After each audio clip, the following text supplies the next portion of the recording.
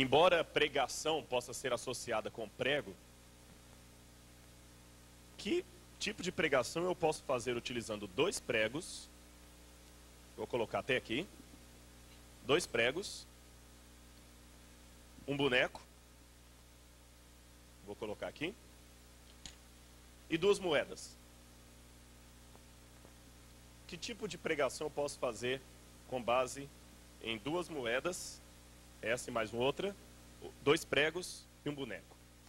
Primeiramente, deixe-me dizer aos irmãos algo com relação a Deus. Eu não posso provar que Deus existe. Mas vamos partir do pressuposto que Ele existe. Alguém pode, peraí pastor, se você não pode provar que Deus existe, então eu vou sair daqui agora. Qual a vantagem? Como é que a gente pode ter certeza disso? Em primeiro lugar, eu digo graças a Deus porque eu não posso provar que Ele existe. Peraí pastor, agora você deu um nó na minha cabeça. Você está agradecendo, seria tão óbvio se pudesse provar que Deus existe para qualquer questionamento, fora, para longe de qualquer questionamento, e você diz graças a Deus que você não pode provar isso? Sim, eu vou explicar por quê. Há vários axiomas da ciência que você não pode explicar porque estão acima do seu calibre mental. Um exemplo, a matemática é a mais precisa de todas as ciências, certo?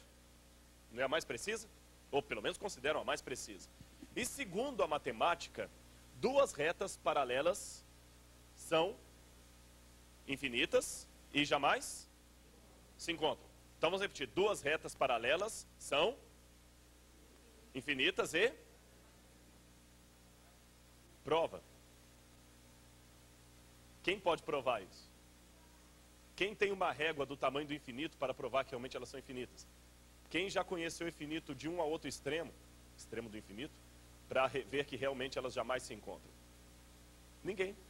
Mas se você perguntar um matemático, ele vai falar o seguinte: não, mas isso aqui é porque está acima do nosso calibre mental. Então é um axioma que nós não provamos, nós apenas aceitamos porque é lógico, é racional. Tudo que está acima do meu calibre mental, eu não posso provar, eu posso simplesmente aceitar. Aí os irmãos entendem porque eu falei graças a Deus, porque eu não posso provar que Deus existe. Porque se eu pudesse provar que Deus existe, isso significaria que Ele está dentro do meu calibre mental. Se Ele está dentro do meu calibre mental, Ele tinha que ser finito, pequeno. Se Ele fosse finito e pequeno, Ele não seria grande o bastante para ser Deus. Então Deus é um axioma que você aceita pela fé. Você deduz, você não prova. Se pudesse prová-lo, Ele deixaria de ser Deus. Então, partindo do pressuposto que esse Deus existe, amanhã vamos falar mais sobre isso na psicologia do ateísmo, eu queria que os irmãos imaginassem comigo um pouquinho como deveria ser Deus, ou como é Deus.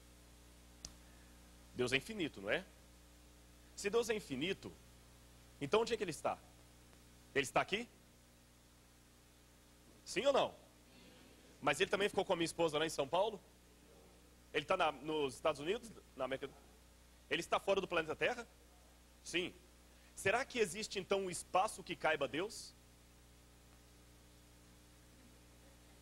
Se Deus é infinito, então Ele está em toda parte. Então será que tem um espaço que o caiba? Será que Deus tem limites, uma parte onde Ele começa, onde Ele termina? Eu não sei responder. Vocês acham que Deus pensa?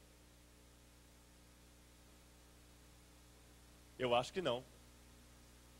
Deus não pensa, Deus sabe. Pensar, raciocinar, é chegar a uma conclusão. Deus não precisa chegar à conclusão de nada, porque Ele conhece o fim desde o princípio. Pensar, raciocinar, é uma coisa que eu ainda não tenho a resposta, eu reflito e encontro uma resposta. Deus não precisa encontrar respostas, Ele já sabe tudo. Deus nem pensa, Deus sabe. Em outras palavras, eu não tenho como explicar Deus. Deus está muito acima do meu calibre mental. Um autor, filósofo, diz o seguinte, que Deus é um ser cujo centro está em toda parte e a periferia não tem parte nenhuma. Nós não podemos falar dele. E Santo Tomás de Aquino dizia, a única coisa que nós podemos falar de Deus é do que Ele não é, porque o que Ele é, ninguém sabe.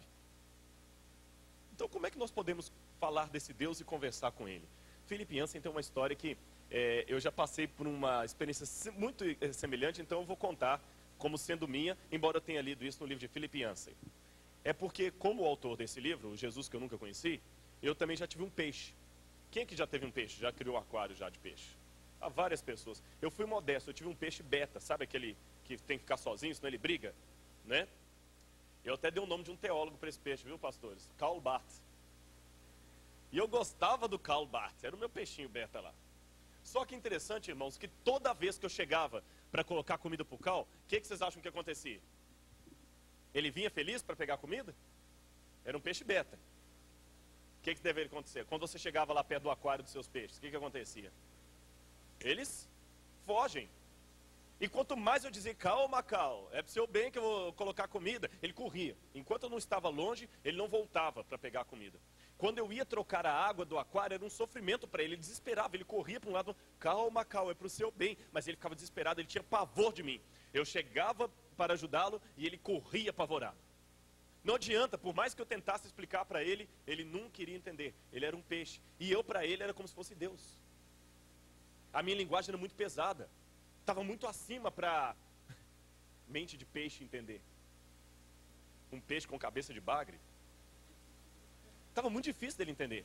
Agora eu pergunto aos irmãos, já que estamos imaginando um universo onde os peixes pensassem, qual seria a única forma que eu tinha de mostrar ao Cal que eu não iria fazer mal para ele, que eu o amava? Qual a única forma que eu tinha?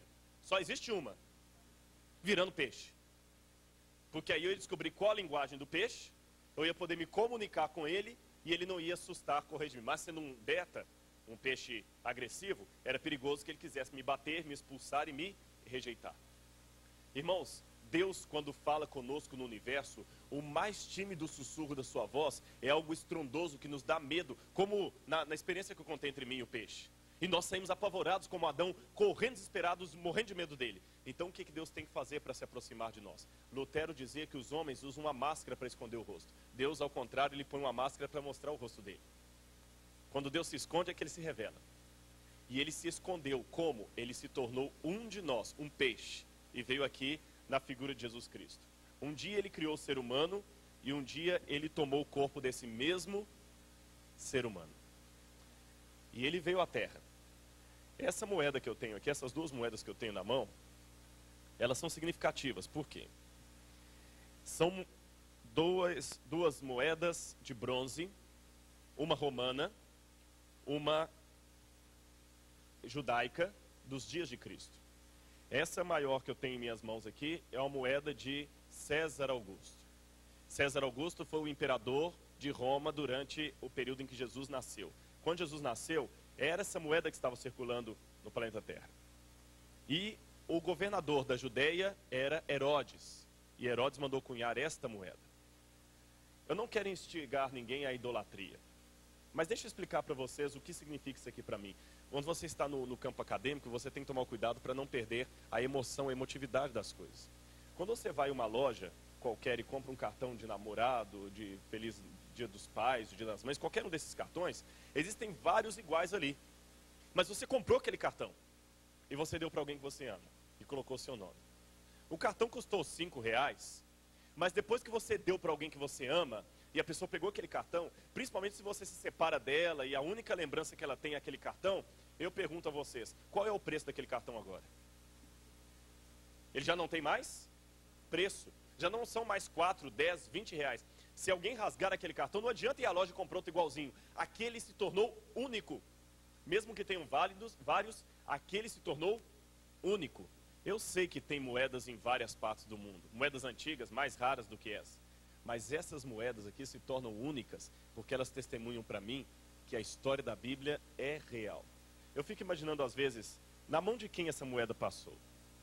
Será que foi alguém que... As duas eu encontrei em Israel, apesar de uma delas ser romana. Será que a pessoa que pegou essa moeda e usou, viu Jesus pessoalmente? Ou conheceu algum dos discípulos? Eu não sei, mas é um cartão. E me diz que Deus sujou seus pés na poeira desse mundo. E Ele veio aqui, Ele se fez um de nós. E a cruz tem um significado muito maior do que vocês podem imaginar. Alexandros é um nome que nos chama muita atenção. Na época de Adriano, foi encontrada uma parede com um burro colocado numa cruz e embaixo escrito em grego assim: Alexandros adora o seu Deus. Era alguém fazendo chacota do cristianismo. Então mostra o Alexandros, alguém desenhou assim um grafite do 2º século. E no lado um homem, do outro lado um burro crucificado. E colocando: Alexandros adora o seu Deus. É isso que o povo faz, ridiculariza. Que a Bíblia realmente parece algo sem significado. Mas amém por isso, sabe por quê? Deus às vezes ri da sabedoria humana. Eu quero ler com os irmãos uma passagem, antes de nós mostrarmos algumas fotos ali. Abra a Bíblia comigo em 1 Coríntios, capítulo 1, versos 18 em diante. Assim diz na minha Bíblia: certamente a palavra da cruz é loucura para os que se perdem, mas para nós que somos salvos, é poder de Deus. Como está escrito: destruirei a sabedoria dos sábios e aniquilarei a inteligência dos entendidos. Onde está o sábio? Onde está o escriba, o inquiridor deste século? Porventura não tornou Deus louca a sabedoria do mundo? Visto como na sabedoria de Deus o mundo não o conheceu por sua própria sabedoria, aprouve a Deus salvar os que creem pela loucura da pregação. Porque tanto os judeus pedem sinais, como os gregos buscam sabedoria.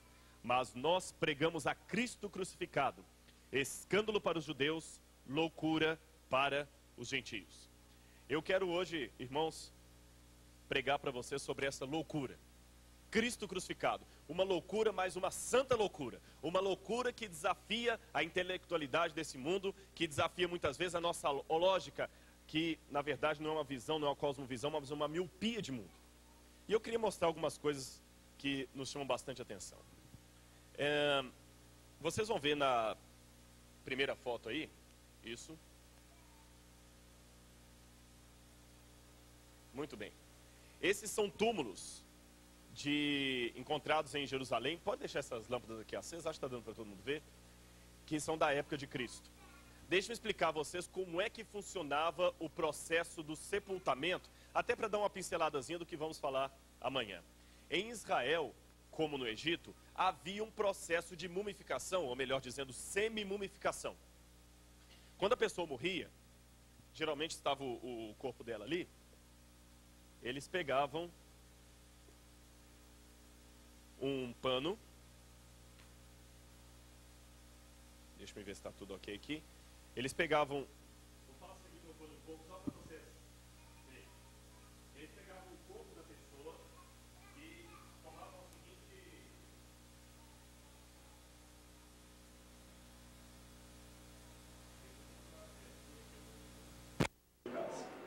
é uma pena. Eu tinha um frascozinho de perfume que eu acho que ficou da época de Cristo, vou mostrar para vocês. Eles pegavam esse frasco de perfume, primeiro lavavam todo o corpo, depois tiravam as entranhas da pessoa, retiravam as entranhas do corpo da pessoa. Não sabemos ainda o que colocavam no lugar. Com certeza deveria ser algum elemento parecido com algodão, algo que se deteriora com o tempo, então é impossível a arqueologia responder o que era posto no lugar. Era uma mumificação diferente do Egito. Não tinham interesse de preservar o cadáver. Depois daquilo, eles fechavam o corpo, davam um banho na pessoa. Depois que davam esse banho, passavam perfume em todo o corpo da pessoa. Passavam bastante perfume, passavam perfume nos cabelos. Depois que eles passavam perfume nos cabelos, eles vinham com um lençol. Ah, esse daqui, ó, trouxe sim. Esse é um frasco de perfume dos dias de Cristo. Notem que ele é pequeno, né? Havia alguns maiores, mas os que tinham os perfumes mais caros eram pequenos assim. Então, quando Maria Madalena quebrou o nardo de alabastro e jogou nos pés de Jesus, foi um frasco pequeno desse aqui. Ele era fechado com uma ampola. A pessoa quebrava e derramava. E ele era grosso, como se fosse um óleo, um azeite mesmo. Esse frasco foi encontrado num túmulo perto de Belém. Então esse aqui foi usado justamente para banhar alguém, como eu acabei de explicar. Depois que banhavam a pessoa, eles pegavam um pano e cobriam a cabeça do morto. Segundo alguns, é possível que também colocassem uma venda ou moedas nos seus olhos. Depois que cobriam a cabeça, tinha um segundo pano que era colocado desse jeito assim na pessoa. Compreenderam aqui? O segundo pano era colocado assim. Depois desse processo, notem que o tempo vai passando, é uma coisa demorada. Eles iam com uma bandagem e enrolavam todo o corpo da pessoa, fazendo realmente uma espécie de mumificação. Você tem alguns exemplos. A Bíblia diz que quando Lázaro foi ressuscitado por Jesus, que ele saiu todo preso em bandagens. Aliás, uma curiosidade, Lázaro, o milagre da ressurreição de Lázaro foi até maior do que simplesmente trazer à vida um morto. Os órgãos... Hã? Exatamente. Se as vísceras foram tiradas, o milagre de Jesus consistiu em reconstituir miraculosamente os órgãos internos. Agora, por que faziam isso de sepultar a pessoa? Depois que tudo isso era feito, a pessoa era colocada numa caverna e fechavam a tampa da caverna. Mais um detalhe antes de eu continuar a explicação. A Bíblia fala que eles iam fazer isso com Jesus. Lembram? Tiraram o corpo de Jesus da cruz e que também levaram perfumes. Lembra os irmãos que eu falei que esse procedimento demorava cerca de 7, 8 horas? Até lavar todo o corpo, tirar as vísceras, passar essa mortalha. Isso aqui demorava muito tempo. O sábado estava chegando, diz o Evangelho de Lucas.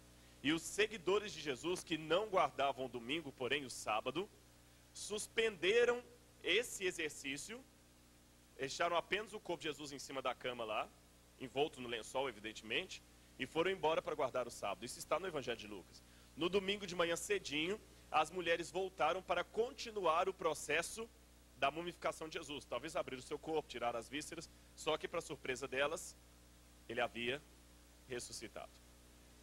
Mas há algo curioso além disso. O corpo ali em cima da pedra ficava por cerca de 7 a 10 anos. Depois desse período, eles retiravam os ossos, só os ossos da pessoa, e colocavam dentro desse caixão de pedra aqui. Então esses caixões eram desse tamanho. Aí sim a pessoa era sepultada. Olha que curioso. A pessoa só era sepultada cerca da sua morte. Interessante isso. A pessoa morria, o corpo dela era colocado dentro da gruta com todos esses preparativos que eu falei, e 10 anos depois eles voltavam, retiravam os ossos, e os ossos eram colocados nesses caixões de pedra que eram colocados na parede. Aí que a pessoa era sepultada. Então vamos ver se todos compreenderam.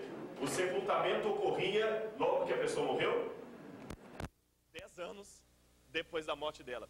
Irmãos, isso é importante para nós entendermos algumas expressões idiomáticas da Bíblia. Esse é um projeto que eu estou fazendo lá no colégio. Um livro que explica expressões idiomáticas da Bíblia. Nós temos expressões em português que são corriqueiras para nós, mas poderiam causar uma